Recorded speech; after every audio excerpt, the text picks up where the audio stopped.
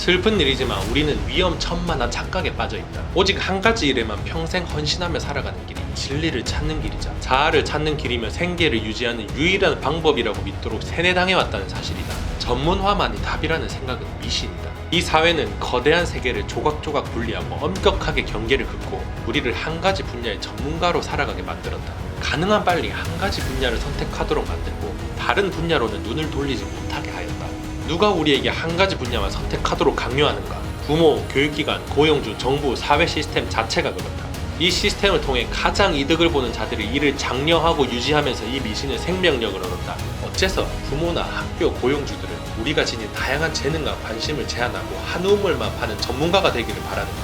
이 같은 문화는 선택받은 전문화 시스템을 통제 수단으로 삼아 지배 권력을 유지하는 사람들을 위한 시스템이다. 개인의 창의력과 기회를 억누르고 성장과 발전을 저해하며 자아를 실현할 권리를 박탈한다. 또한 무지와 착취와 환멸을 조장할 뿐만 아니라 개인이 지적 자유를 누릴 권리도 빼앗아 사회 발전을 저해하기도 한다.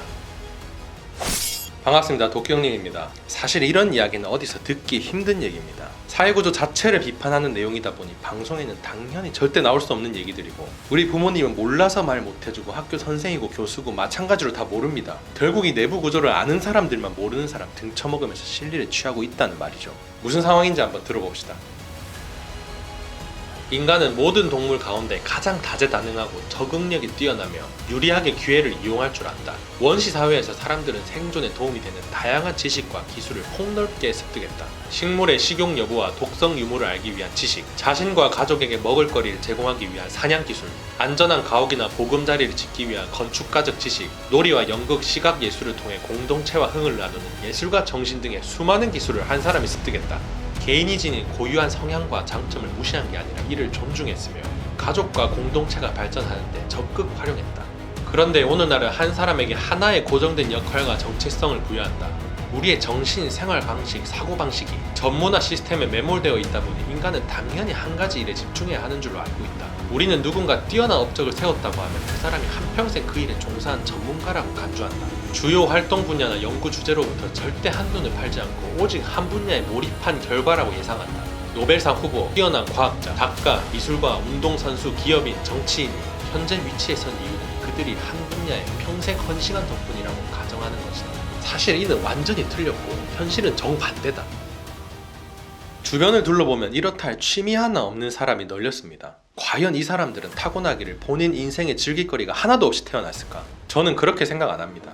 어릴 때는 분명 본인이 좋아했던 그 무엇이 있었을 것이고 지금도 마음 깊숙한 곳에는 가슴을 뛰게 하는 그 무언가가 반드시 있을 거란 말이죠. 그런데 왜 속이 텅 비어버린 빈 깡통이 되어버렸을까? 우리는 전문가가 되기 위한 일념으로 평생을 낭비해왔습니다. 그 긴 시간을 거치면서 나라는 사람의 가치 있는 모든 것들이 수면 아래로 가라앉아 버리게 된 것이죠. 우리를 이렇게 속여서 등쳐먹는 사람이 누군지, 그리고 우리가 어떻게 속게 되었는지 조금 더 알아봅시다.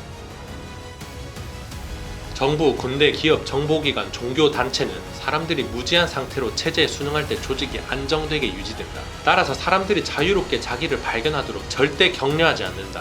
사람들은 기회가 닿는 대로 삶의 균형을 되찾고 싶어 하지만 정부와 기업은 노동자의 몸부림에는 눈과 귀를 막고 있다. 업무 외에 전념할 취미활동이 필요하다고 입을 모으지만 이는 말뿐인 경우가 허다하고 실제로 대부분의 기업에서는 한눈 팔지 말고 전문 분야에 전념하도록 권장하며 다양성을 추구하려는 인간의 욕구를 억압한다.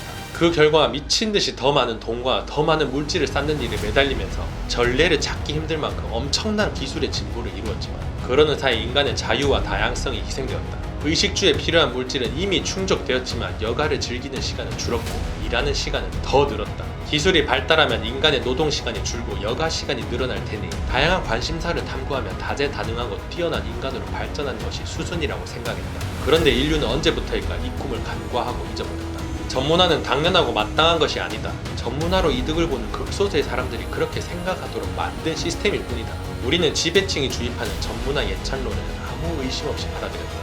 하지만 이 시스템은 자아실현을 방해하고 창의성을 옥죄고 생존 능력을 떨어뜨리며 무지와 편견을 조장하고 1차원적이고 단조로운 삶을 제공해 인간의 정신을 좀먹으며 인간의 경험을 제약한다. 이쯤 되면 인간에게 내려진 저주에 가깝다. 영화 내부자들의 이강희가 말합니다. 어차피 대중은 개 돼지들이다. 적당히 지저대다 알아서 조용해질 것이니 전혀 신경 쓸 것 없다. 이게 권력을 잡은 기득권층 마인드입니다. 이 사람들이 우리를 위해서 움직일 거라고 믿는 건 너무 순진한 마인드죠. 철저하게 의심해야 합니다. 과거에 비교해서 기술이 최고조로 발전하고 의식주가 지금처럼 충족된 적이 없는데 우리는 왜 하루 종일 공부하느라 스트레스 받고 일하느라 고통 받으면서 취미고 특기고 아무것도 못 즐기면서 왜 이런 인생을 살고 있는 겁니까? 현재의 시스템이 뭔가 이상하지 않습니까? 전문가의 생활 방식에는 심각한 결함이 있다. 환경에 큰 변화가 생기면 전문가는 꼼짝도 못하게 된다는 사실이다. 환경이 바뀌면 다양한 능력과 융통성이 좋은 종은 적응할 수 있지만 특정한 세부 조건에만 주력하던 종은 다른 선택지가 거의 혹은 전무하기에 멸종 위기에 직면한다. 관점 자체를 고쳐야 한다. 직업의 다각화가 사실 생존을 가장 확실히 보장해주는 수단이다. 급격하게 바뀌는 노동 환경에 대한 적응력을 높이고 불가피한 이직에 대비하는 것이 앞으로 다가올 시대에 꼭 필요한 생존 전략이 될 것이다. 우리 시대는 경제, 정치, 기술적으로 변동이 매우 심하므로 한 분야에서 전문가로 인정받더라도 언제든 쓸모없을 수 있다. 한 가지 직업에만 인생을 건다면 그만큼 위험을 각오해야 한다. 그러니 자기 개성을 파악하는 일부터 시작해야 한다. 세상이 인정하는 전통적이고 공식적인 방법들을 거부하고 그에 따른 고통을 감당할 준비를 해야 한다. 사회가 요구하는 표준을 거부하면 결국 소외당할지도 모르지만 결과적으로는 주변에 의지하지 않고 홀로 서는 법을 배우게 된다. 대체 가능한 값비싼 존재가 되는 대신 무엇으로도 대체할 수 없는 인간의 고유한 가치를 개발하는 데 집중할 때 인간은 삶에서 의미를 찾을 것이다. 만일 인간이 타작이었으면 우리는 오래전에 사라졌을 것이다. 설령 최신 아이폰 기기라고 해도 좋아해지나면 불필요해질 것이다. 하지만 우리가 바흐의 심포니곡이나 반고흐의 그림 혹은 셰익스피어의 희곡이라면 세월이 주는 시련을 견뎌냈다.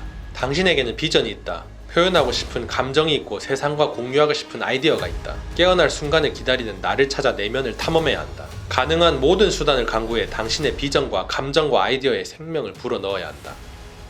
처음에 얘기했듯 인간은 본능적으로 다양성을 추구하면서 살아왔습니다. 사냥기술, 건축가적 지식, 놀이와 연극 이 모든 게 우리의 DNA 속에 내재되어 있다는 말이죠. 이제는 이걸 밖으로 꺼내야 합니다. 이것이야말로 나를 부려먹고 이용해먹는 지배 권력의 노름에서 벗어날 수 있는 유일한 길이라는 사실을 깨달아야 하고 기업의 값비싼 도구로 몸값 높여봤자 시간 지나 더 좋은 물건 나오면 대체되는 거 한순간이라는 사실도 눈치채야 합니다. 1분 1초가 급합니다. 최대한 빨리 대체 불가능한 존재를 거듭나 생존합시다.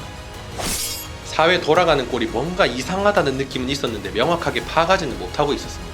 그러던 와중 이 책을 읽고 막연하던 생각이 상당히 많이 정리되었고 앞으로 인생 방향이 제대로 잡히더군요. 강력 추천합니다. 이 책 읽으면 생각이 바뀌면서 위기감도 꽤나 느끼시게 될 겁니다. 그 감정이 여러분 인생을 바꾸는 변화의 계기가 되었으면 좋겠습니다.